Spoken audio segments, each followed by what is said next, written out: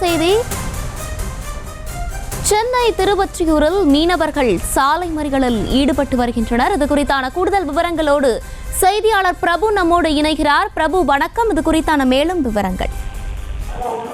வணக்கம் அர்ச்சினி. நிச்சயமாக சென்னை திருவொற்றியூர் எல்லையம்மன் கோவில் பகுதியில் மீனவர்கள் சாலை மறியலில் ஈடுபட்டு வருகிறார்கள். நிவாரணம் அறிவித்த மீனவ கிராமங்களில் தங்கள் கிராமமும் பாதிக்கப்பட்டுள்ள நிலையிலே தங்கள் கிராமத்தை சேர்க்காமல் நிவாரணம் அறிவித்ததால் அதிருப்தியில் மீனவர்கள் சாலை மறியலில் ஈடுபட்டு வருவதாக தெரிய வருகிறது. அதாவது சென்னையில் மிக்ஜாம் புயலாலும் கச்சா எண்ணெய் கழிவுகள் முகத்தவாரம் பகுதிகள் கலந்து 8 மீனவ கிராம மக்களுக்கு நிவாரணம் அறிவித்ததைப் போலவே தங்களுக்கும் அறிவிக்க வேண்டும் என மீனவ பெண்கள் ஆண்கள் என அனைவரும் சாலை மறியலில் ஈடுபட்டு வருகிறார்கள்.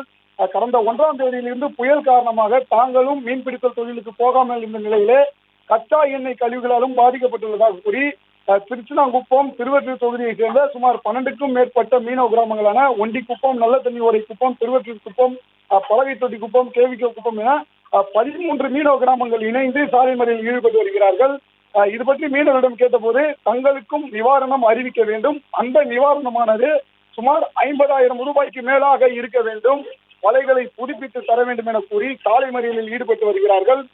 திருச்சினாங்குப்பம் பகுதியில் இருந்து பேரணியாக ஊர்வலம் போல நடந்து வந்த மீனவ கிராமத்தினர் சுமார் 500க்கும் மேற்பட்டோர் இந்த சாலை மறியலில் ஈடுபட்டு வருகிறார்கள். இந்த இடத்திலே தற்போது 100க்கும் மேற்பட்ட போலீசார் சென்றிருப்பதால் பரபரப்பாக காணப்படுகிறது. மறியலில் ஈடுபட்டு வரும் போலீசாரிடம் திருவொற்றியூர் உதவி ஆணையரான சிதம்பரம் முருகேசன் பேச்சுவார்த்தை நடத்தி வருகிறார். இந்த பகுதியில் சுமார் அரை மணி நேரத்திற்கும் மேலாக சாலை மறியலில் ஈடுபட்டு வருவதால் பரபரப்பாக காணப்படுகிறது. அர்ச்சினி,